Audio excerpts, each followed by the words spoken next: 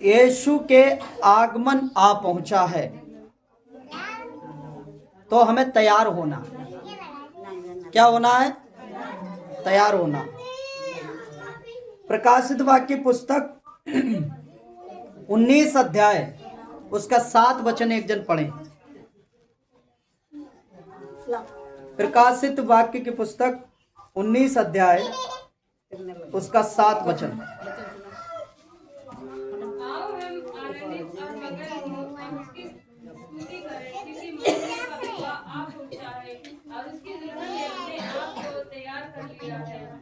आमीन, हालेलुया। 8 वचन को भी पढ़ दें। 8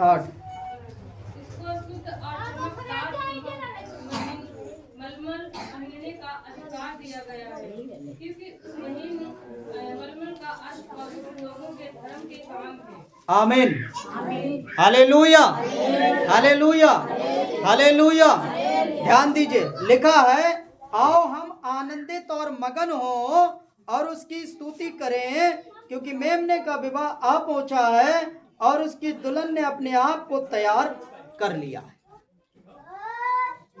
हमारा प्रभु यीशु मसीह हमें स्वर्ग में ले जाने के लिए आने वाला है। कितने लोग विश्वास करते हैं? हालेलुया। तो हमें तैयार भी होना। कितने लोग तैयार हैं? हो चुके हो तैयार? सच में? हालेलुया। ध्यान दीजिए, लिखा है, उसको शुद्ध और चमकदार महीन मलमल पहनने का अधिकार दिया गया, क्योंकि उस महीन मलमल का अर्थ है पवित्र लोगों के धर्म के काम। कौन से काम? बुराई के काम। एक दूसरे की चुगली करो, ये काम। हालेलुया। एक दूसरे को गाली दो, ये काम। एक दूसरे से लड़ाई करो, ये काम।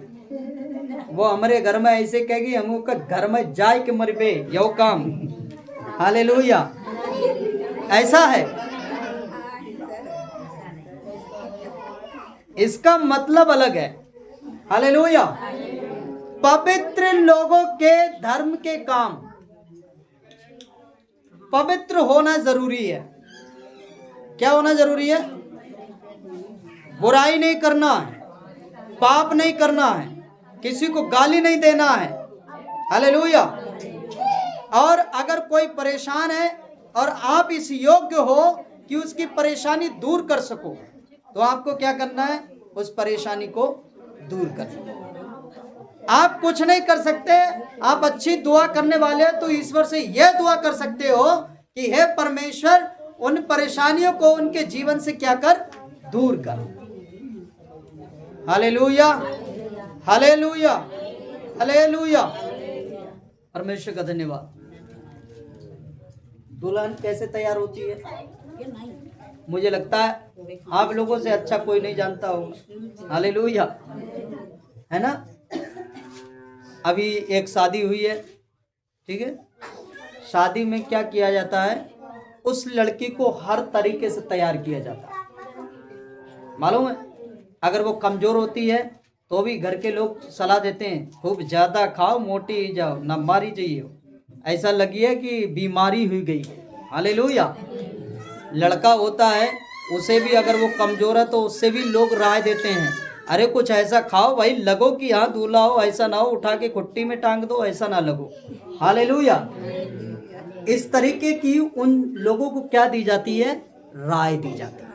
अच्छा, कपड़ा कौन सा पहना जाएगा? फला फला फला, इस तरीके से जो मैच करे, जो अच्छा लगे। हालेलुया। क्या किया जाता है? जो अच्छा लगे वही कपड़े को हम पहनते हैं। और मलमल कपड़े का मतलब क्या है? ऐसा कपड़ा जो शरीर को चुभे ना। हालेलुया। हम सबको ऐसा ही कपड़ा पसंद है। हालेलुया। तो उस कपड़े की बात अलग है। अब सीधे वचन पर आते हैं। बाइबल में लिखा है, वचन के द्वारा ही आप अपने आप को प्रभु यीशु मसीह स्वर्ग में ले जाने के लिए आएगा, तो वचन के द्वारा अपने आप को क्या कर सकते हैं? तैयार कर सकते हैं। ताली बजा कर कहें हालेलुया, हालेलुया, वचन के द्वारा परमेश्वर का वचन कहता है कि अगर हम प्रभु यीशु मसीह के पास जाना चाहते हैं तो सबसे पहले अपने आप को पश्चाताप करना होगा। क्या करना होगा?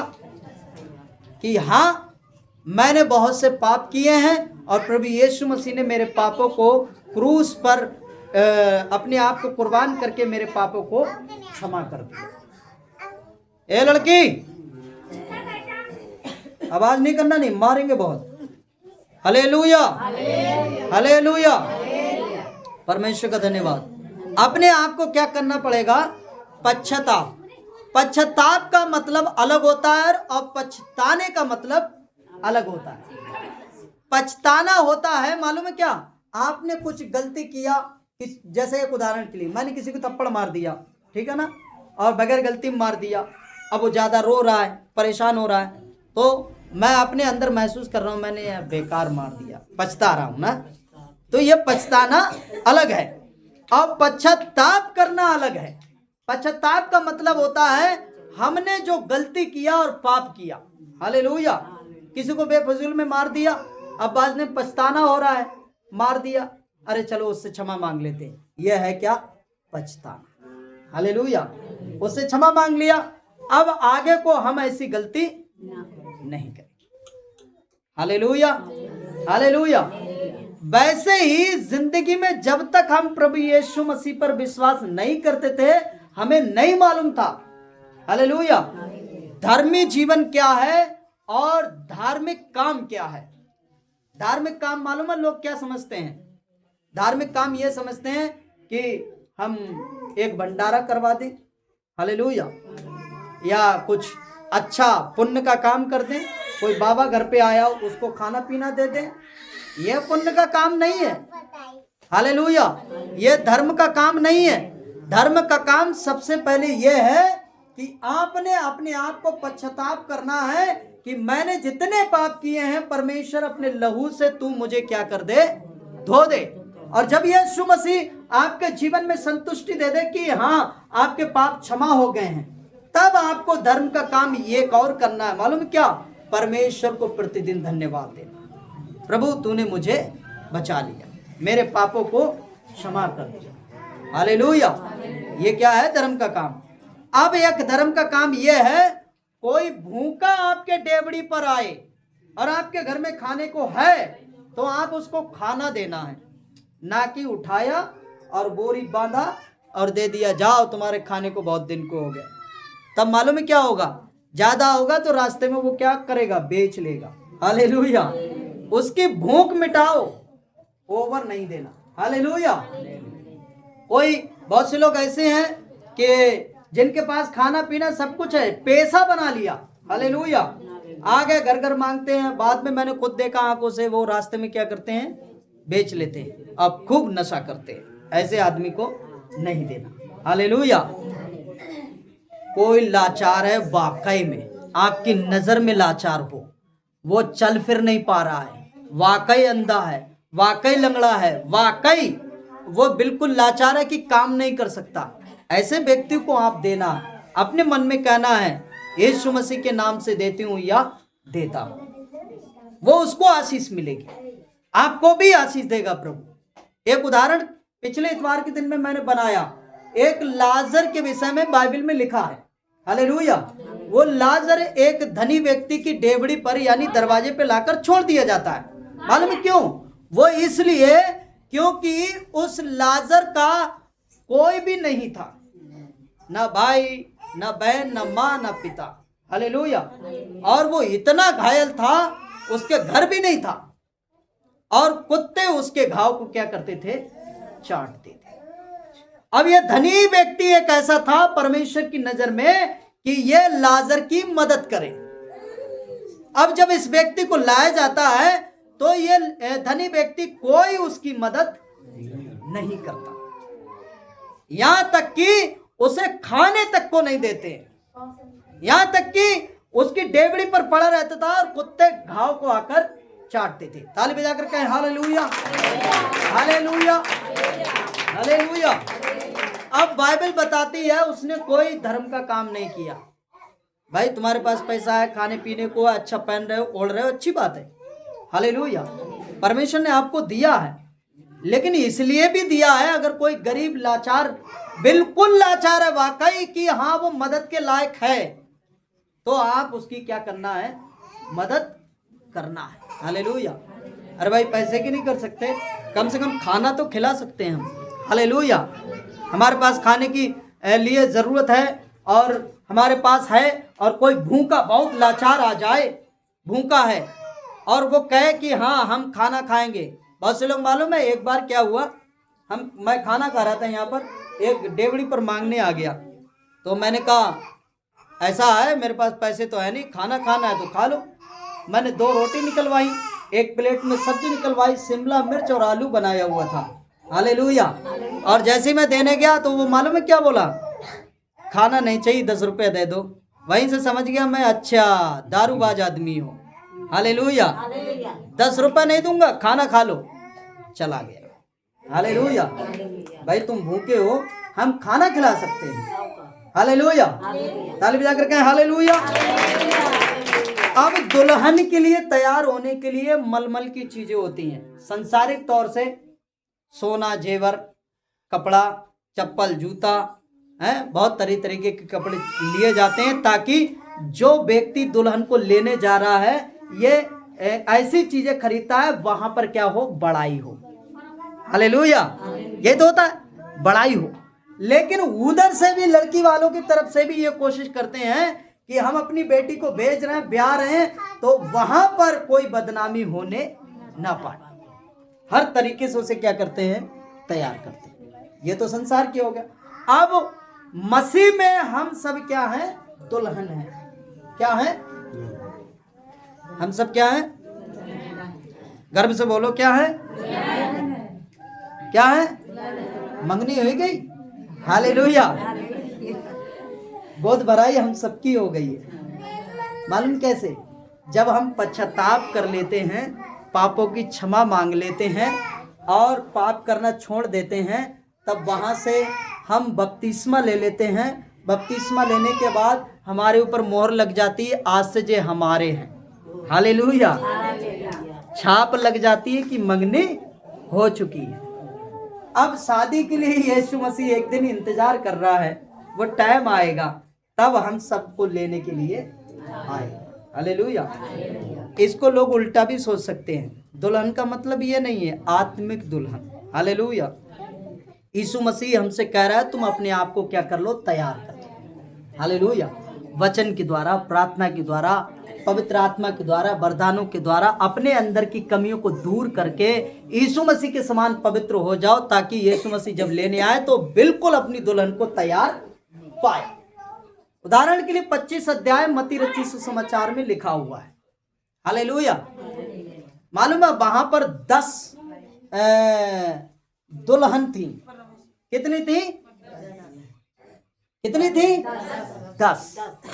अब 10 में से 5 ही ऐसी थी जो अपने आप को तैयार कर सकी। कितनी, और 5 कैसी थी, मूर्ख थी। अरे भाई जब अपने आप को सही तरीके से सजाओ करी तो दूल्हा लेने थोड़ा ना आएगा, हालेलुया।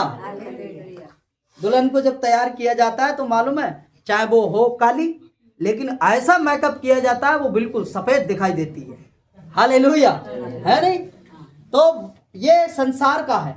आत्मा के द्वारा भी हम चाहे कितने काले हों, चाहे कितने लंबे हों, चाहे कितने छोटे हों, चाहे गरीब हों, चाहे अमीर हों, हालेलुया, लेकिन वचन अगर आपके अंदर काम कर रहा है और आप वचन के द्वारा चल रहे हो, संगति कर रहे हो, प्रार्थना कर रहे हो, दुआ कर रहे हो, तो मालूम है वही वचन आपको सुंदर बना देगा, हालेलुया। और वही वचन के द्वारा प्रभु यीशु मसीह प्रसन्न होगा। हाँ, इसने अपने आप को वचन के श्रृंगार से तैयार कर लिया। ताली बजाकर कहें हालेलुया, हालेलुया, हालेलुया। अब जो 5 समझदार थी, मालूम क्या कर रही थी, प्रतिदिन अपने जीवन को तैयार कर रही थी, हालेलुया। दुल्हन की जब विवाह का समय नियुक्त होता है, जब रिश्ता पक्का होता है, पक्का होने के बाद में मंगनी होती है, मंगने के बाद उसे एक आशा हो जाती है कि अब मेरा रिश्ता तय हो चुका है। वो अपने आप को हर तरीके से क्या करती है, तैयार करती है, ताकि जिसके साथ रिश्ता लगा है, जिस घर में मेरा रिश्ता लगा है, वो मुझे, मेरे अंदर कोई ऐसी कमी ना पाने पाए, कहीं ऐसा ना हो मेरा रिश्ता टूट जाए। Hallelujah, hallelujah.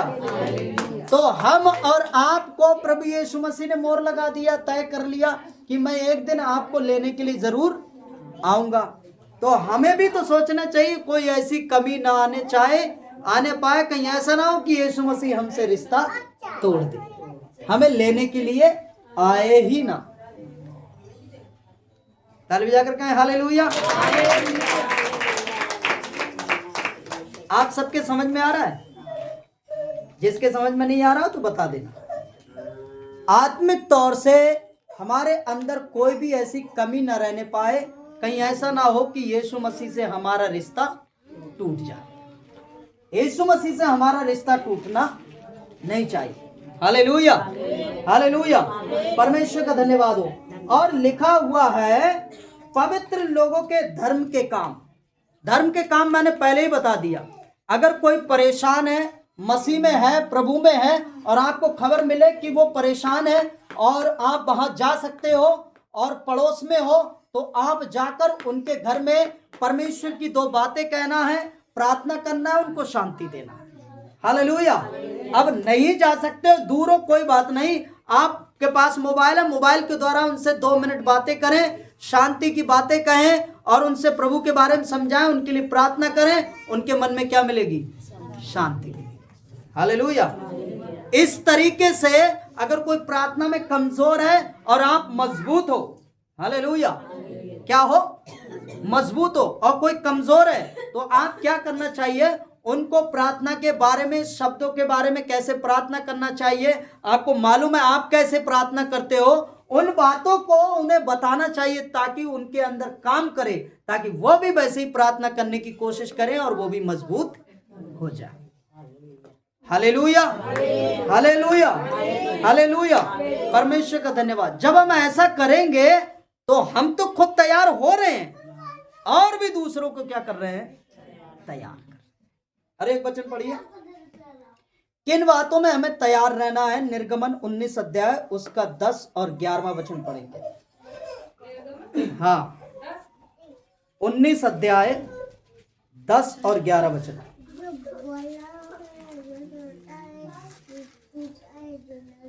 तब यहोवा ने मूसा से कहा, लोगों के पास जा और उन्हें आज और कल पवित्र करना, और वे अपने वस्त्र धो ले और वे तीसरे दिन तक तैयार हो जाए, क्योंकि तीसरे दिन यहोवा सब लोगों के देखते सीने पर्वत पर उतर आएगा। आमीन। आप यहाँ पर समझ सकते हो आत्मिक तौर से प्रभु यीशु मसीह पुराने नियम में यहोवा के नाम से जाना जाता था। यहोवा ने कहा किससे? अपने दास मूसा से। जैसे मैं एक पास्टर हूँ, हालेलुया, क्या हूँ? मैं एक पास्टर हूँ। अब परमेश्वर ने मुझसे कहा है कि इन सारे लोगों से कह देना 3 दिन तक अपने लिए पवित्र करते रहें। कितने दिनों तक? 3 दिन तक। पवित्र होने का मतलब यह है उपवास करें, अपने अंदर की कमी को दूर करें, पश्चाताप करें और फिर सीने पर्वत के पास आए, तब मैं उनसे मिलूंगा। अगर वो पवित्र ना हो तो पर्वत के किनारे भी ना आए, वरना झुलस कर नष्ट हो जाएंगे। तो हम प्रभु यीशु मसीह के समय सम्मुख में किस लिए आते हैं? अपनी कमजोरियों को दूर करने के लिए, है ना? तो इतवार आने से पहले हम प्रतिदिन ये प्रार्थना करना चाहिए, प्रभु संडे के दिन में मुझे जाना है, वहां से कोई ना कोई मैं आशीष लेकर आऊं। ताली बजाकर कहें हालेलुया, हालेलुया। लिखा सीने पर्वत पर मैं आऊंगा और उनसे मिलूंगा। पहले पर्वत हुआ करता था, आज यीशु मसीह ने कहा मैं चट्टान पर अपनी कलीसिया बनाऊंगा। चट्टान का मतलब है चर्च। हालेलुया। मैंने एक चर्च बनाकर या एक जगह स्थापित करके एक कलीसिया बना दी है अब तुम सब लोग क्या करना है, संडे के दिन में वहीं पर विश्राम दिन के दिन इकट्ठा होना है और मेरी आराधना करना है, मेरा धन्यवाद करना है, मुझसे प्रार्थना करना है। हालेलुया। और मैं उतरूंगा, उस कलीसिया में आशीष भी दूंगा और तुम्हारी प्रार्थनाओं को सुनूंगा। सुलेमान के विषय में लिखा है, सुलेमान ने भी ऐसा कहा, प्रभु जिस भवन को मैं बना रहा हूं, यहाँ भवन में जो कोई प्रार्थना करे, हालेलुया, चाहे वो किसी देश का हो, चाहे वो कहीं का भी हो, चाहे वो किसी जात का क्यों ना हो, अगर यहाँ प्रार्थना करे तो तू उसकी प्रार्थना को सुनना। हालेलुया। सुलेमान से परमेश्वर प्रसन्न हुआ और कहा, इसने अपना घर इतना अच्छा नहीं बनाया जितने अच्छे मेरे भवन को बनाया। मालूम है, ऐसे ऐसे हीरा और ऐसे ऐसे पत्थर उस भवन में लगे हुए हैं जो दुनिया में कहीं पर भी नहीं मिलते, सिर्फ सुलेमान के मंदिर में लगे हुए हैं, जिसको परमेश्वर की उपस्थिति की उसने बनाया। हालेलुया। उसमें कुछ हीरे ऐसे लगे हैं जो दुनिया में केवल उस भवन के अंदर है और कहीं पर भी नहीं है। सुलेमान की बुद्धि की बातें लोग सुनने के लिए आया करते थे, लेकिन जो बुद्धि दी तो दी किसने थी? हालेलुया, परमेश्वर ने। सपने में इसने क्या किया, परमेश्वर ने कहा इससे कि तू मांग, क्या मांगना चाहता है? तेरा पिता दाऊद के लिए तो मैंने बहुत सी आशीषों की दी और वो मेरे हृदय का टुकड़ा था। हालेलुया। अब ये सपने में परमेश्वर जब इससे कहता है तो ये दूसरे दिन क्या कहता है, प्रभु मेरे पास तो सब कुछ है, मुझे कुछ नहीं चाहिए, मुझे केवल बुद्धि दे ताकि मैं क्या करूं, प्रजा का न्याय सच्चाई के साथ कर सकूं। परमेश्वर इस बात से प्रसन्न हुआ और कहा इसने केवल बुद्धि मांगी है। तो परमेश्वर ने पता क्या कहा, मैं तुझे ऐसी बुद्धि दूंगा तेरे समान कोई बुद्धिमान नहीं होगा। हालेलुया। और दूसरी बात, राज ऐसा और जितना धन दौलत की जरूरत है वो परमेश्वर कहता है मैं खुद तुझे अपने आप देता हूं। तूने मांगा एक था, लेकिन 4 आशीर्वाद मैं तुझे देता हूं। और 5वां ये, तेरे राज्य में कोई भी युद्ध नहीं होगा।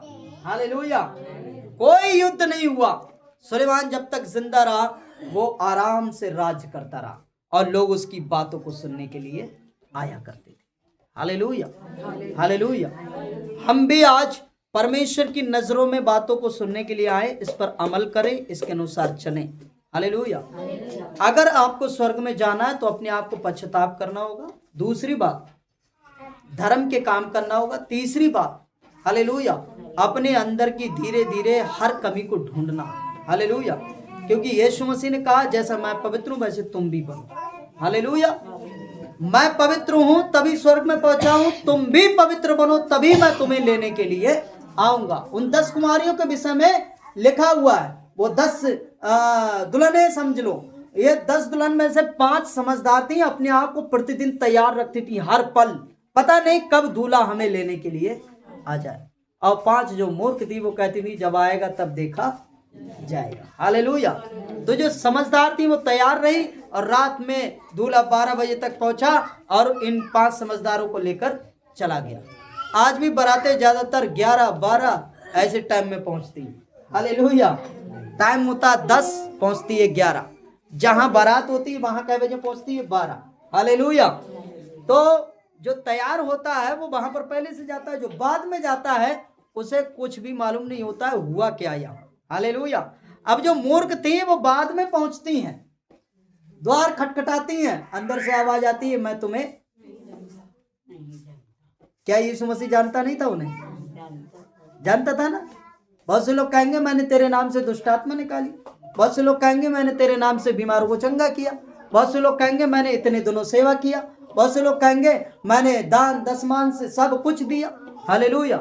बहुत से लोग कहेंगे मैंने तेरे वचन पर प्रचार करके लोगों के बीच में बांटा।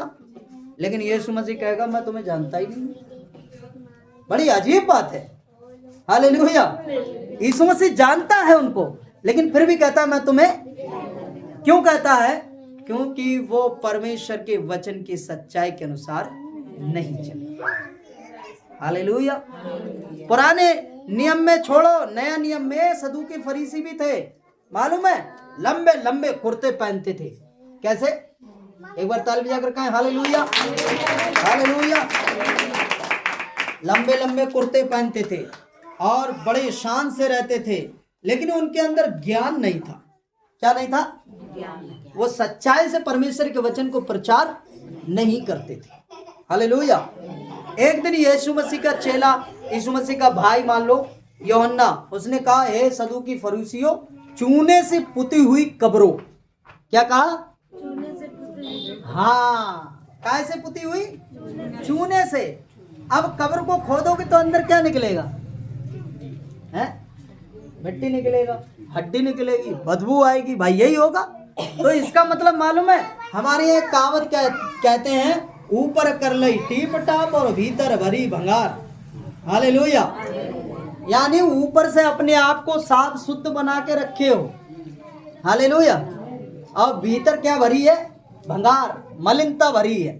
तो इस तरीके से परमेश्वर का वचन ये कहता है, अपने आप को अंदर से क्या करो? साफ करो। मन चंगा तो कटौती में गंगा है, इनके बगल में गंगा है। Hallelujah, hallelujah. परमेश्वर का धन्यवाद।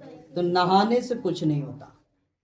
आप जब तक अपने अंदर के पाप को निकालोगे नहीं, तब तक कोई फायदा नहीं। हम कितना अच्छा वस्त्र पहने, कितने धनाढ़ व्यक्ति हो जाएं, अब जब चार लोगों के बीच में जाएंगे तो वो कहेंगे, अरे भैया इनसे ना बोलना, ये बड़ा बदतमीज है।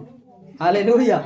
ये तो कहेंगे इनकी कहानी पता है, ये बहुत लड़ाकू है, बहुत गाली देते हैं, इस तरीके की बातें सबको पता चल जाएंगी। हालेलुया। लेकिन अगर आप कपड़े भले अच्छे ना पहने हो, आप भले गरीब हो, आपका स्वभाव अच्छा हो, आपके अंदर मलिनता ना हो, आप किसी की बुराई ना करते हो, तो लोग पता क्या कहेंगे? गरीब जरूर है लेकिन इसके अंदर कपट। हालेलुया। किसकी बड़ाई होगी उसमें? परमेश्वर की भी होगी और आपकी भी होगी, क्योंकि आपने परमेश्वर के वचन के अनुसार अपने आप को चला। Hallelujah, hallelujah, hallelujah. और एक वचन पढ़िए, फिर हम लोग प्रार्थना करें। निर्गमन 19:16-17 वचन पढ़े। जब तीसरा दिन आया, हाँ, तब भोर होते ही बादल गरजने और बिजली चमकने लगी और पर्वत पर काली घटा छा गई। फिर हाँ, नरसिंह का बड़ा भारी शब्द हुआ और छावनी में जितने लोग थे सब कांप उठे। हाँ, तब मूसा लोगों को परमेश्वर से भेंट करने के लिए छावनी से निकाल ले आ गया और वे पर्वत के नीचे खड़े हुए। हाँ, और यहोवा जो आग में होकर सीने पर्वत पर उतरा था, इस कारण पर्वत धुएं से भर गया और उसका धुआं भट्ठे का सा उठ रहा था और समाप्त पर्वत बहुत कांप रहा था। फिर जब नरसिंह का शब्द बढ़ता और बहुत भारी होता गया, तब मूसा बोला और परमेश्वर ने वाणी सुनकर उसको उत्तर दिया। और यहोवा सीने पर्वत की चोटी पर उतरा और मूसा को पर्वत की चोटी पर बुलाया और मूसा ऊपर चढ़ गया। तब यहोवा ने मूसा से कहा, नीचे उतर के लोगों को चेतावनी दे, कहीं ऐसा ना हो कि वे बाढ़ तोड़ के यहोवा के पास देखने को घुसे और उनमें से बहुत ने नष्ट हो जाए।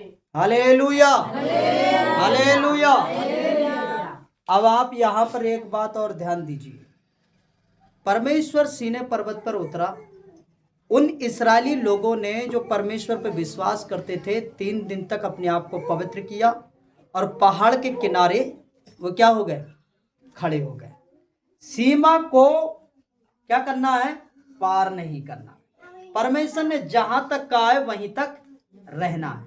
उसके आगे जाओगे तो क्या हो जाएगा? नष्ट हो जाओगे। हालेलुया। अब वैसे ही परमेश्वर ने मूसा को ऊपर बुला लिया और कहा, उन लोगों को चेतावनी दे दे, तू जानता है तूने मुझे एक बार देखने की चाहत रखी थी और देखने की चाहत रखने की बजाय में क्या हुआ? हालेलुया।